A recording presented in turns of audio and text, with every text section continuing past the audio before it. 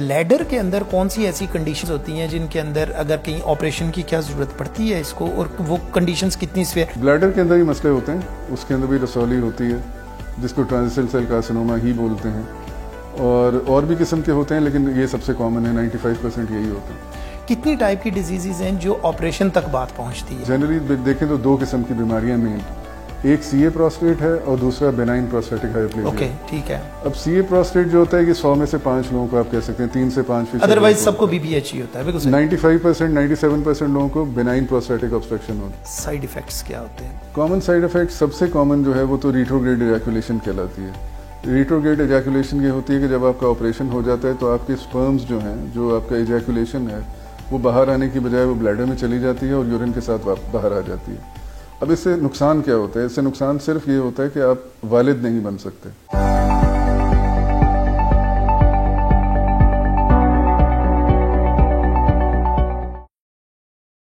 Hello and السلام علیکم، programme cure and care کے ساتھ میں ہوں آپ کا میزبان طاہر محمود۔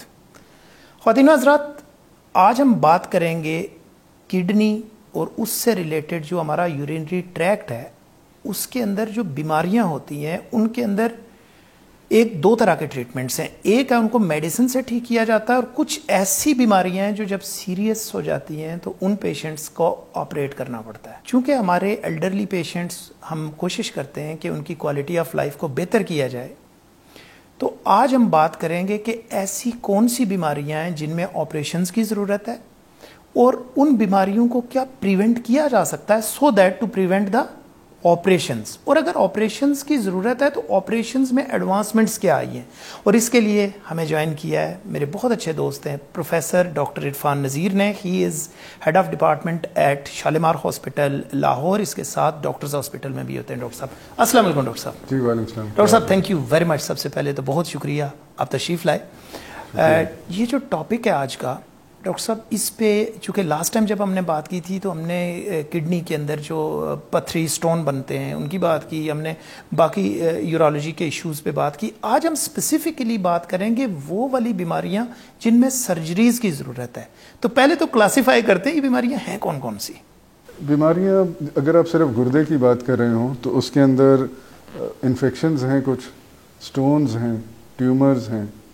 تو کڈنی کے بیسیکلی اگر ٹیومر ہوں تو دو قسم کے ہیں، ایک کو رینل سیل کارسینوما کہا جاتا ہے جو گردے کے گوشت کے اندر ہوتا ہے، اور دوسرا ہوتا ہے جو اس کے کلیکٹنگ سسٹم کے اندر جو ٹرانزیشنل سیل کارسینوما کہلاتا ہے۔ تو یہ دو قسم کے رسولیاں ہیں جو گردے میں ہوتی ہیں۔ پھر انفیکشن ہے، اسپیشلی جو لوگ ڈائبٹیز سے سفر کر رہے ہوتے ہیں ان کو ڈائبٹیز کی وجہ سے ایسی سیویئر انفیکشن ہوتی ہے کئی دفعہ کہ اس انفیکشن کی وجہ سے گردہ نکالنا پڑ جاتا ہے۔ اوکے، تو وہ بھی ایک خطرناک چیز ہوتی ہے۔ اس کے علاوہ سٹونز ہیں۔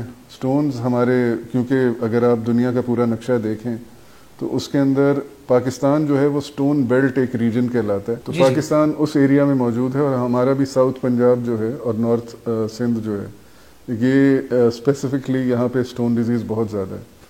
تو سٹون ڈیزیز کیونکہ ایک ایسی بیماری ہے کہ جس کے اندر آپ اینڈ ریزلٹ کو دیکھ رہے ہوتے ہیں، بالکل ایسے ہی، کیونکہ سٹون جو ہے وہ بذات خود کوئی بیماری نہیں ہے۔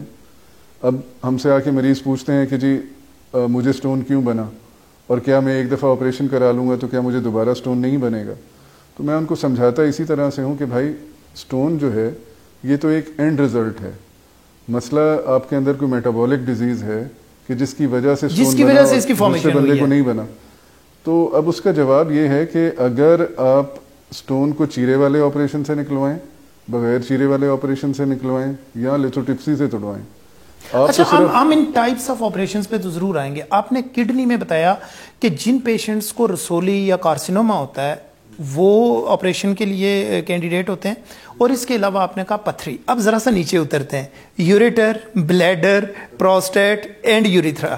ٹھیک ہے، اس ایریا کے اندر کون کون سے آپریشنز ہوتے ہیں؟ اب یوریٹر کے اندر بھی سب سے کامن جو آپریشن ہے وہ سٹون کا ہی ہے۔ اوکے، اور بڑا آبسٹرکٹیو ہوتا ہے، بڑا پینفل ہوتا ہے وہ زیادہ۔ اب اس کا حساب یہی ہے کہ گردے کے اندر ایک اگر پتھر پڑا ہے تو پورے گردے میں کسی ایک جگہ پہ آبسٹرکشن کر رہا ہوگا، بالکل صحیح، لیکن جب وہی چھوٹا سا پتھر نالی میں آ جائے گا تو پورے گردے کو بلاک کر دے گا۔ بالکل، تو کیونکہ فیڈ بیک میکینزم ہے یہ۔ جی بالکل، کیونکہ اب گردہ پورا بلاک ہو گیا تو مریض کو درد بھی بہت شدید ہوگا، اس کی گردے کے اندر رسک بھی بہت زیادہ ہوگا کہ اگر اس کو 2 ہفتے کا ٹائم ہوتا ہے گردہ جو ہوتا ہے وہ بیسیکلی چھوٹے چھوٹے یونٹس جن کو نیفرونز کہتے ہیں ان سے مل کے بنا ہوا ہوتا ہے. تو کسی بھی انسان کے اندر بلینز آف نیفرونز بالکل صحیح ہے. تو اب وہ جو نیفرونز ہیں جب آبسٹرکشن کمپلیٹ ہو جاتی ہے یعنی یوریٹر بلاک ہو گیا تو ان کے پاس 2 ہفتے کا ٹائم ہوتا ہے کہ وہ آپ آبسٹرکشن چاہے وہ دوائی سے ریلیو کر دیں چاہے آپریشن سے ریلیو کر دیں. اگر نہیں کرتے تو اس کے بعد جو نیفرونل ڈیمیج ہوتا ہے وہ پرماننٹ ہونا شروع ہو جاتا ہے. اب وہ 1 نیفرون ہوتا ہے یا 100 ہوتے ہیں یا لاکھ ہوتے ہیں یا ملین ہوتے ہیں یہ صرف اللہ جانتا ہے. لیکن 2 ہفتے کا وہ ٹائم لیمٹ ہے کہ جس کے اندر یوریٹر کے اندر جو سٹون ہے اس کو کسی نہ کسی طریقے سے آپ کو وہاں سے ریموو کرنا ہے یا ادروائز یہ ہوگا کہ ڈیتھ شروع ہو جائے گی نیفرونز کی پرماننٹ ڈیمیج شروع ہو جائے گی. بالکل. حالانکہ یہی پتھری اگر گردے میں ہو تو یہ آفٹر ایفیکٹ نہیں آتا. اس کا مطلب ہے اچھا یوریٹر کے اندر ہونے کی وجہ اسی وجہ سے اتنا زیادہ پینفل ہوتا ہے یہ گردہ کیونکہ ڈسٹینشن کو سینسٹیو ہوتا ہے. ٹرو. جو اس کا کیپسول ہوتا ہے اس میں درد کے وہ نسیں ہوتی ہیں تو جب رکاوٹ ہوتی ہے گردہ پیشاب بنا رہا ہوتا ہے تو وہ جو ہے obviously گردہ ڈسٹینڈ ہوتا ہے تو درد ہوتی ہے. ایک اور انفارچونیٹلی بڑی مس نومر سا ہے کہ لوگ کہتے ہیں کہ جی میں نے دوائی کھانا شروع کی پتھری تھی مجھے میں نے دوائی کھانا شروع کی اور مجھے درد کا آرام آ گیا میں نے کہا بس ٹھیک ہو گیا. اچھا یہ ایکچولی یہ بھی کاؤنٹر پروڈکٹیو ہے. اوکے. وہ اس طرح سے کہ گردے میں جب جان ہوتی ہے جب وہ پیشاب بنا رہا ہوتا ہے تو گردہ پریشر لگا رہا ہوتا ہے ایک سٹون کو نکالے. ٹھیک ہے. لیکن اللہ تعالیٰ نے میکینزم ایسا بنایا کہ جس گردے کے اندر obstruction ہو بلڈ اس میں جانے کے بجائے دوسری سائڈ پہ چلا جاتا ہے تو گردے کا فنکشن اس والے کا کم ہو جاتا ہے کمپرومائز ہو جاتا ہے پروٹیکٹ کرنے کے لیے گردے کو. اب لیکن اس کی وجہ سے ہوتا کیا ہے کہ وہ اچھا ایک ہم اس کو سائنٹیفکلی دیکھیں تو اگر بلڈ کم جائے گا تو جی ایف آر بھی کم ہوگا تو اس کا مطلب ہے کہ اس کے اوپر پریشر اللہ تعالیٰ نے ویسے ہی فنکشنل پریشر بھی کم کر دیا. یہ پروٹیکٹیو میکینزم ہے. بالکل صحیح. لیکن اگر ہم اس کو مس انٹرپریٹ کریں کہ جی اب مسئلہ حل ہو گیا تو اس سے کیا ہوگا کہ اس کو تو پہلے ہی خون نہیں مل رہا وہ پہلے ہی کام کم کر رہا ہے اس کے ڈیمیج ہونے کے چانسز اور زیادہ بڑھ جائیں گے. بالکل صحیح. اور جب آپ کو درد ختم ہو جائے گی تو آپ ڈاکٹر کے پاس نہیں جائیں گے آپ کہیں گے جی مسئلہ حل ہو گیا اور ڈیمیج جاری رہے گا وہاں پہ سائلنٹ ڈیمیج ہوتا چلا گیا یہاں تک کہ گردہ بالکل بیکار ہو جاتا ہے. اب ہمارے جو کولیگز ہومیوپیتھی کا علاج کرتے ہیں میں ہومیوپیتھک میڈیسن کے بارے میں کچھ نہیں جانتا میں کبھی ان پہ کبھی تنقید بھی نہیں کرتا وہ ہو سکتا ہے بہت اچھا علم ہو لیکن میرے خیال میں مریض کو گائیڈ صحیح کرنا چاہیے. بے شک آپ ہومیوپیتھک علاج کریں حکیم والا علاج کریں آئی ڈونٹ ریئلی مائنڈ لیکن یہ جو ٹائم لمٹ ہے یہ بہت امپورٹنٹ ہے کہ آپ نے ہومیوپیتھی کا علاج کرانا ہے آپ ضرور کریں لیکن 2 ہفتے تک. یہ نہیں کہ آپ 6 مہینے تک کرا رہے ہیں اور اس کے بعد آپ ڈاکٹر کے پاس آ رہے ہیں سرجن کے پاس آ رہے ہیں یورولوجسٹ کے پاس آ رہے ہیں کہ اب اس کو نکال دو. اس میں جو آپ کی پریشیس نیفرونز کا ڈیمیج ہو چکا ہے وہ کوئی نہیں پورا کر سکتا. ایریورسیبل ہے. وہ ایریورسیبل ہے. Very dangerous. ٹھیک ہے اب ہم آ گئے گردے سے یوریٹر سے نیچے. یہ بتائیے بلیڈر کے اندر کون سی ایسی کنڈیشنز ہوتی ہیں جن کے اندر اگر کہیں آپریشن کی کیا ضرورت پڑتی ہے اس کو اور وہ کنڈیشنز کتنی سویئر کیونکہ ایک بڑی انٹرسٹنگ چیز یہ ہے کہ جو کڈنیز ہیں وہ 2 ہیں جو یوریٹرز ہیں وہ 2 ہیں لیکن ریزروائر آپ کے پاس ایک ہی ہے تو وہ تو بڑا ہائی رسک ہے. ہاں لیکن اللہ تعالیٰ نے اس کو مضبوط بھی بہت زیادہ مضبوط بنایا. بالکل صحیح کہہ رہے ہیں. تو بلیڈر کے اندر ہی مسئلے ہوتے ہیں اس کے اندر بھی رسولی ہوتی ہے جس کو ٹرانزیشنل سیل کارسینوما ہی بولتے ہیں اور بھی قسم کے ہوتے ہیں لیکن یہ سب سے کامن ہے 95% یہی ہوتے ہیں. تو اس کے علاوہ سٹونز ہوتے ہیں جو کہ کڈنی سے آ کے بلیڈر میں رک کے بڑے بھی ہو سکتے ہیں اور بڑی عمر کے حضرات میں ایون خواتین میں جب آپ کا یورینری ٹریکٹ بلاکیج ہو آپ کا یورین سارا خارج نہیں ہو رہا تو مثانے کے اندر بھی سٹون بن سکتا ہے نیچرلی. ادھر سے اس یورین کے وہاں سٹے کرنے سے بنتا ہے یعنی اس کے اندر کچھ ایسے پارٹیکلز ہوں گے جو وہ ضروری نہیں ہے کہ یہ trickle down who from kidney. Excellent. ایک قسم کا ہوتا ہے. دس از سم تھنگ نیو. یا جو اوپر سے آتا ہے ایک تو آ رہا نا ایک تو انڈرسٹوڈ ہے. آپ یہ کہہ رہے ہیں کہ نہیں بھی ہو آپ کے کڈنی میں تو یورین کے ایکسٹرا سٹے کی وجہ سے اس کے اندر موجود پارٹیکل سے بھی وہاں پہ ڈیولپ ہو سکتا ہے. دس از انٹرسٹنگ. اور اس کو پرائمری بلیڈر سٹون کہتے ہیں. اوکے. جو اوپر سے آتا ہے اس کو سیکنڈری کہتے ہیں جو یہاں بنتا ہے اس کو پرائمری بلیڈر سٹون کہتے ہیں اور یہ یورین کی جن لوگوں میں obstruction ہوتی ہے ان کے اندر بنتا ہے. اوکے. پھر اس کے علاوہ obviously بلیڈر کے اندر فورن باڈیز بھی ہو سکتی ہیں. اس کے علاوہ اس کے اندر جو ڈائبیٹک پیشنٹ کے اندر اوپر سے گردے سے اس کی چمڑی جھڑتی ہے وہ آ کے پھنس سکتی ہے. بلڈ کلوٹ ہو سکتا ہے. تو کئی ایسی پرابلمز ہیں جو مثانے کے اندر بھی ہو سکتی ہیں جس کے آپریشن کی ضرورت پڑ سکتی ہے. اچھا اب مجھے یہ بتائیے گا، ہم سب سے جس کو کہتے ہیں مردوں میں اور ایلڈرلی مردوں میں جس سب سے زیادہ کامن پرابلم ہوتا ہے پروسٹیٹ کا ہوتا ہے، سائز بڑھ گیا، اس کو ریموو کرنا ہے، ایسے ہی اس کے اوپر تھوڑی سی روشنی ڈالیے گا کہ اس میں کتنی ٹائپ کی ڈیزیزز ہوتی ہیں جن کی وجہ سے، کیونکہ ایک دفعہ سٹارٹ ہو گئیں تو پروگریسو ہیں، کتنی ٹائپ کی ڈیزیزز ہیں جو آپریشن تک بات پہنچتی ہے؟ بیسیکلی دیکھیں پروسٹیٹ میں آپ جنرلی دیکھیں تو 2 قسم کی بیماریاں مین، ایک سی اے پروسٹیٹ ہے اور دوسرا بینائن پروسٹیٹک ہائپرپلیزیا۔ اوکے ٹھیک ہے۔ اب سی اے پروسٹیٹ جو ہوتا ہے کہ 100 میں سے 5 لوگوں کو آپ کہہ سکتے ہیں 3 سے 5%، ادروائز سب کو بی پی ایچ ہی ہوتا ہے، بالکل صحیح، 95% 97% لوگوں کو بینائن پروسٹیٹک آبسٹرکشن ہوتا ہے۔ بالکل صحیح ہے۔ WHO نے اس کرائٹیریا کو تھوڑا سا چینج کیا تھا، اس کو بی پی ایچ کہنے کی بجائے بلیڈر آؤٹلیٹ آبسٹرکشن۔ اوکے اچھا، بلیڈر آؤٹلیٹ آبسٹرکشن جو ہے وہ پروسٹیٹ کینسر کی وجہ سے بھی ہو سکتا ہے، سٹون کی وجہ سے بھی ہو سکتا ہے، بینائن پروسٹیٹک آبسٹرکشن کی وجہ سے بھی ہو سکتا ہے، اسٹرکچر کی وجہ سے بھی ہو سکتا ہے، ٹھیک ہے، کسی اور بیماری جیسے لمفوما وغیرہ اس کی کمپریشن کی وجہ سے بھی ہو سکتا ہے، تو کئی وجوہات ہیں۔ تو پروٹوکول بھی چینج ہو گئے ہوں گے ٹریٹمنٹ کے؟ بالکل صحیح، بالکل صحیح۔ تو فارچونیٹلی ہمارے علاقے میں سی اے پروسٹیٹ اتنا زیادہ کامن نہیں ہے، ٹھیک ہے۔ جو بینائن پروسٹیٹک ہے وہ آبسٹرکشن ہے وہ تو 50 سال سے اوپر جو بھی مرد ہوگا اس کو ہونی ہی ہونی ہے۔ اچھا، تو لیکن اب یہ کہ کچھ لوگوں کو زیادہ ہوتا ہے، پریویلنس کتنی ہے؟ پریویلنس آپ کہہ سکتے ہیں اپ ٹو 100% ہی ہے، اس کی وجہ ہے کہ کسی کو جلدی ہو جائے، کسی کو دیر سے ہوگا، لیکن ہوگا ضرور، بالکل صحیح، کسی لیول کا۔ اب جن لوگوں میں ٹیسٹوسٹیرون کا لیول نارمل رہا ہے ان کی ساری عمر، ان کے اندر پروسٹیٹ نے بڑے ہونا ہی ہونا ہے۔ جن کے اندر ٹیسٹوسٹیرون کی ڈیفیشنسی یا کسی وجہ سے کوئی پرابلم رہا، ان کے اندر پروسٹیٹ تھوڑا سلو گرو کرتا ہے۔ تو ٹیسٹوسٹیرون بیسیکلی جن میں ٹیسٹوسٹیرون زیادہ ہوا ان کا تھوڑا جلدی بڑا ہو جاتا ہے پروسٹیٹ، ڈائریکٹلی پروپورشنل ہے۔ اس کے اوپر ایکچولی کوئی ویلڈ سٹڈیز اس وقت تک موجود نہیں ہیں کہ جو کہہ سکیں کہ جی ٹیسٹوسٹیرون کے لیول کی وجہ سے پروسٹیٹ کا سائز بہت، لیکن آپ کا پرسنل ایکسپیرینس ہے جی۔ اچھا ٹھیک ہے۔ اب مجھے ایک بات یہاں سے جو میں لنک کرنا چاہ رہا تھا وہ یہ ہے کہ 2 آپشنز ہوتی ہیں، میڈیکیشن سے ٹریٹ کرنا یا پروسٹیٹ کو ریموو کرنا۔ پروسٹیٹ کو ریموو کرنے کے ساتھ گوگل بھرا پڑا ہے، لگتا ہے کہ دنیا کی ہر بیماری اس کے ساتھ اٹیچڈ ہے۔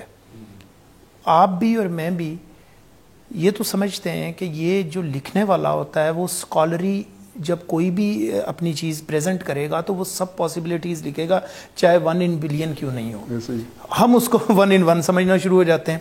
بالکل۔ مجھے یہ بتائیے گا کہ جب عام طور پہ ریموو کرتے ہیں آپ پروسٹیٹ کو اور آپ آپریٹ کرتے ہیں، اس کے میجر سائیڈ ایفیکٹس کیا آتے ہیں؟ دیکھیں اگر میں ٹائپس آف سرجری کی پہلے آپ سے بات کر لوں تو ٹائپس آف سرجری ہسٹوریکلی تو شروع ہوتا ہے جو کٹ لگا کے مثانہ کھول کے اندر سے حدود نکال دینا، اوپن پروسٹیکٹمی جس کو کہتے تھے، وہ تو اب بہت ریئر ہے کہ کسی کو ضرورت پڑے۔ ابھی بھی ایسا ہوتا ہے ویسے کہ کچھ لوگوں میں جن کا پروسٹیٹ بہت ہی زیادہ بڑا ہوتا ہے، 200 گرام 250 گرام اس طرح کا پروسٹیٹ جو ہوتا ہے اس میں کبھی کبھی اوپن پروسٹیکٹمی لوگ کرتے ہیں، لیکن اب اس کے بعد جو ساری سرجریز شروع ہو گئی وہ انڈوسکوپک سرجریز ہیں۔ انڈوسکوپک سرجری کا مطلب ہے جو پیشاب کی نالی کے اندر سے جا کے ہو، اس میں کٹ نہیں لگتا کوئی بھی، اور وہ بھی 1970s سے شروع ہوئی ہوئی ہیں، ٹھیک ہے، اور اس میں بھی اب کئی قسم کی ہیں، بہت جدت آ چکی ہے ان کے اندر بھی۔ بجلی کرنٹ سے بھی ہوتا ہے، بجلی کرنٹ 2 قسم کا ہوتا ہے، مونو پولر، بائی پولر، تو اس دونوں میں بہت فرق ہے۔ بائی پولر بہت بہتر ہے جو نئی ٹیکنالوجی ہے، ٹھیک ہے۔ پھر اس کے بعد اب اس میں لیزرز بھی آ چکے ہیں، ان کو بھی آئے ہوئے اب 30 سال کے قریب ہونے والے ہیں۔ ایسے لیزر ہیں جو پروسٹیٹ کو ایویپوریٹ کر دیتے ہیں، اور ایسے بھی ہیں جو پورے کے پورے کو نکال کے ختم کر دیتے ہیں، تو لیزر بھی آ گئے اس میں۔ پھر اب لیٹسٹ جو ایک مشین، ایک ٹیکنیک انہوں نے ایوالو کی ہے بوسٹن سائنٹیفک والوں نے، جس کو ریزیوم واٹر ویپر تھراپی کہتے ہیں، جس کے اندر ایک ڈیوائس ہوتی ہے جو کہ اسٹیم کے ساتھ پروسٹیٹ کو شرنک کر دیتی ہے۔ وہ ایک آؤٹ پیشنٹ پروسیجر ہے کہ جس کے اندر آپ پیشاب کی نالی سے اندر جاتے ہیں، اور ایک ڈیوائس آپ کے پاس گن قسم کی ہوتی ہے، وہ آپ پروسٹیٹ میں مختلف جگہوں پہ اس کو نیڈل انسرٹ کرتے ہیں، اور اسے پریشرائز اسٹیم جاتی ہے اندر، اور اس سے پروسٹیٹ جو ہے آہستہ آہستہ وہ سکڑ جاتا ہے، اور اس سے کافی اچھا۔ لیکن جو سمجھنے والی چیز ہے وہ یہ ہے کہ یہ ساری ایڈوانسمنٹس ہیں، یہ ساری جدتیں ہیں، لیکن اصل جو آپریشن ہے وہ یہی ہے کہ پروسٹیٹ کو کسی طرح سے چھوٹا کر دیا جائے۔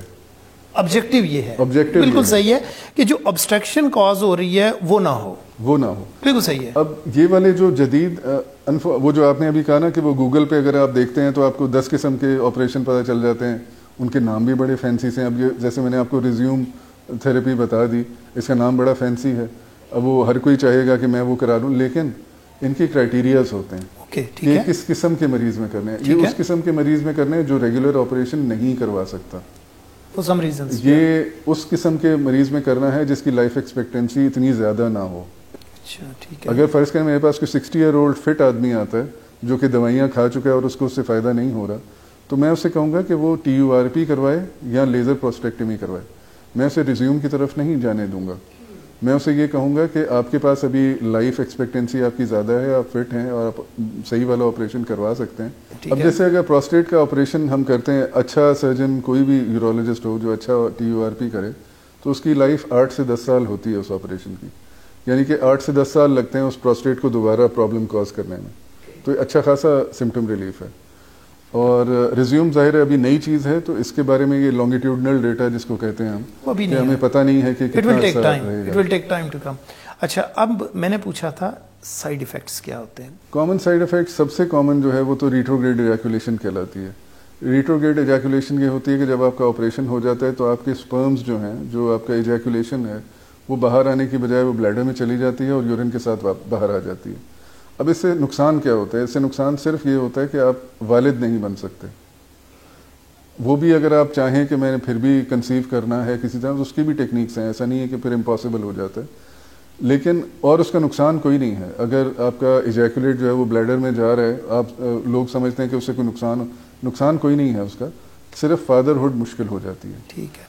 उसके अलावा कुछ लोगों को ऑपरेशन के बाद इरेक्शन में मसले होते हैं। ये मैं पूछने लगा था, ये कितना इंसिडेंस है इसका? 5%। ओके, हालांकि लोगों ने इसको 95 किया हुआ है। ऐसा नहीं है। अच्छा। उसके अलावा अगर कोई ऑपरेशन के दौरान कुछ गड़बड़ हो जाए या ऑपरेशन बहुत मुश्किल हो, तो लोगों का पेशाब जो है वो लीक होना भी शुरू हो जाता है, इनकॉन्टिनेंस जिसको। अच्छा डॉक्टर साहब, आपके डोमेन में क्या STDs भी आती हैं? जी बिल्कुल।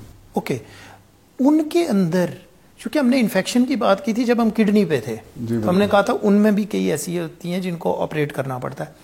मुझसे आप बहुत बेहतर जानते हैं कि ये एक ऐसी साइट है कि यहाँ से अगर बैक्टीरिया घुसा, खुदा ना खास्ता अल्लाह ना करे बैक्टीरिया हो गया या सेप्टिसीमिया हो गया, तो that may lead to meningitis. हो सकता है कि ब्रेन तक चला जाए, पॉसिबिलिटी होती है। और थ्योरेटिकली तो ये कहते हैं ना कि कुछ तो ऐसे पैथोजेंस हैं कि बहुत तेज़ी से ट्रैवल करते हैं। आप मुझे बताएं कौन सी ऐसी सेक्सुअली ट्रांसमिटेड डिजीज़ हैं जो बहुत लिथल होती हैं, जिनकी वजह से कई दफ़ा आपको बहुत, जिसको कहते हैं, ऑपरेशन वगैरह भी करना पड़ता है?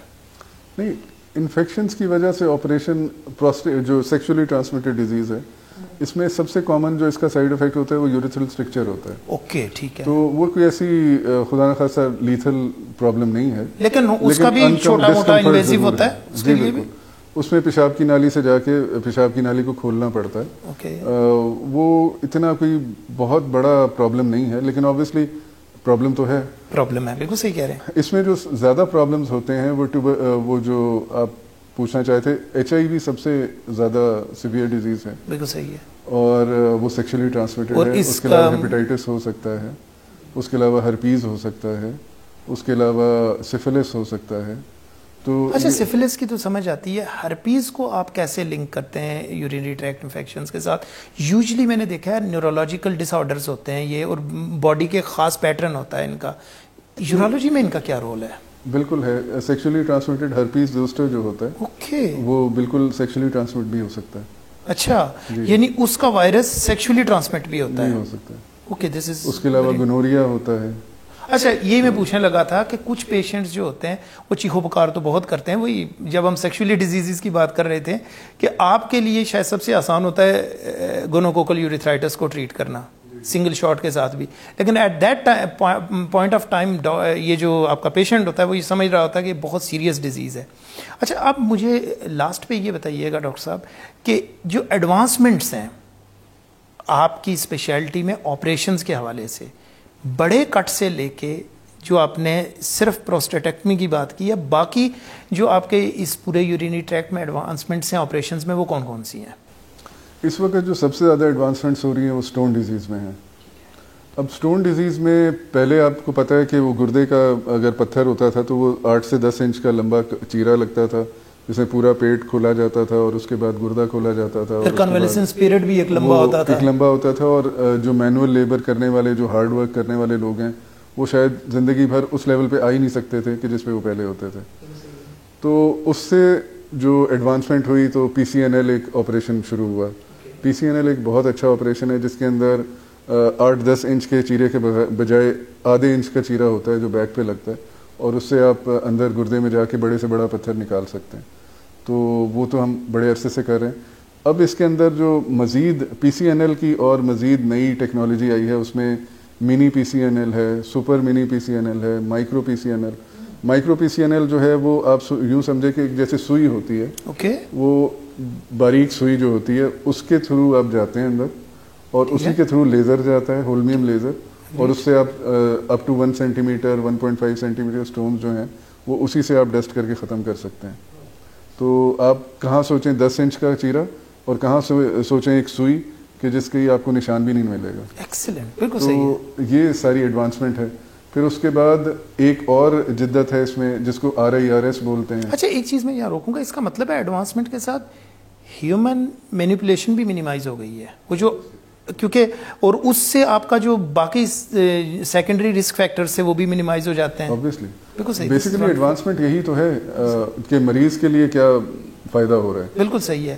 پروسیجر کے ٹائم پہ کتنی کمفرٹ ہے، پوسٹ پروسیجر کتنی کمفرٹ ہے، اور ساتھ میں آپ کا پروسیجر کتنا اسٹیرلائزڈ ہوتا جا رہا ہے. بالکل اسٹیرلائز بھی ہوتا جا رہا ہے، ریکوری بہت اچھی ہوتی جا رہی ہے. بالکل صحیح، بالکل صحیح. کیونکہ اب اگر آپ جو ہم نے پہلے بات کی چیرے والا آپریشن جو ہے اس میں تو مہینہ بندہ بستر پہ ہی لگا رہتا ہے. ایسے ہی ہے. اب اس میں آپ جو پی سی این ایل کرتے ہیں اس میں آپ ایک ہفتہ بستر پہ رہتے ہیں. بالکل صحیح. اور پھر آپ یہ والا آپریشن اگر آپ مائکرو پی سی این ایل کرتے ہیں یہ تو 2 دن میں آپ چلنا پھرنا شروع ہو جاتے ہیں آرام سے. اچھا، ایک چیز لاسٹ پہ اپنے آڈینس کے لیے بتائیے گا، کون سے ایسے سمٹمز ہوتے ہیں جن کو فوری طور پہ پیشنٹ کو ہوں تو اس سے سمجھنا چاہیے میرے یورینری ٹریکٹ کے اندر کچھ پرابلم ہے، اور فوری طور پہ ڈاکٹر کو کنسلٹ کرنا چاہیے، سیلف میڈیکیشن نہیں کرنی چاہیے. اس کی ریزن بتاتا ہوں آپ کو. ہم یوزلی گردے کے درد کو ہی بیماری سمجھتے ہیں کہ گردے کا درد ہے، اور لیکن ظاہر ہے یہ پورا ایریا ہے جس کے اندر کچھ سمٹمز آتے ہیں. آپ نے خود سفلس کی بات کی، شینکرز بن جاتے ہیں. سفلس ہے وہ تو آؤٹر ڈیزیزز ہے. ان سائڈ میں کیا کیا ہو سکتا ہے، سمٹم کیا آتے ہیں تاکہ پیشنٹ کی ہیلپ ہو جائے؟ جی بیسیکلی مریضوں کے اندر جو سب سے زیادہ ان کو پرابلم محسوس ہوتی ہے جو شروع میں وہ ہوتی ہے یورین میں پرابلم شروع ہو جاتا ہے. اب یورین میں بار بار یورین آنا، ایسا محسوس ہونا کہ سارا پیشاب نکل نہیں رہا، کچھ اندر رہ جاتا ہے، پیشاب میں بلڈ آنا اور اس کو جل کے آنا، اور یہ سارے مسائل ہیں جو شروع ہوتے ہیں. اس کے علاوہ درد ایسی جو کہ چبھن جیسی ہو، جو لہر کی طرح پیچھے سے آگے کی طرف آئے، پیشاب کی نالی کی طرف جائے. تو اس پہ آپ کو سمجھ لینا چاہیے کہ اب سٹون کا یا ایسا کوئی معاملہ ہو گیا ہے. اس کے علاوہ انفیکشن میں بخار ہونا، بار بار پیشاب آنا، کھل کے پیشاب نہ آنا، پیشاب میں خون آنا، پیپ آنا، یہ ساری ایسی چیزیں ہیں جو آپ محسوس کریں تو اس وقت ڈاکٹر سے رابطہ کر لینا بہتر ہوتا ہے. اس کی وجہ یہ ہے کہ انفیکشن یا سٹون جو بھی، جیسے میں نے آپ کو بتایا کہ سٹون کے اندر 2 ہفتے کا ٹائم ہوتا ہے، تو جتنی جلدی آپ کا علاج شروع ہوگا اتنا اچھا آپ کا رسپانس ٹائم ہوگا. اگر آپ گئے ہی 2 ہفتے کے بعد تو پھر ڈاکٹر بھی کیا کرے گا؟ وہ ظاہر ہے پھر آپ کو فوراً کہے گا کہ آپریشن کرائیں. اب فوراً آپریشن کوئی کہے تو پھر ہمیں ایکسیپٹ کرنے میں ذرا مشکل ہوتی ہے کہ جی ہم ڈاکٹر کے پاس گئے تھے، اس نے فوراً ہی آپریشن کہہ دیا. تو ڈاکٹر کے ذہن میں جو چیزیں ہوتی ہیں وہ مریض سمجھ نہیں سکتے، لیکن ان کے پیچھے کوئی سائنٹیفک بیسس ہوتی ہے کہ جس وجہ سے وہ آپ کو کہہ رہے ہوتے ہیں کہ ٹائم نہیں ہے.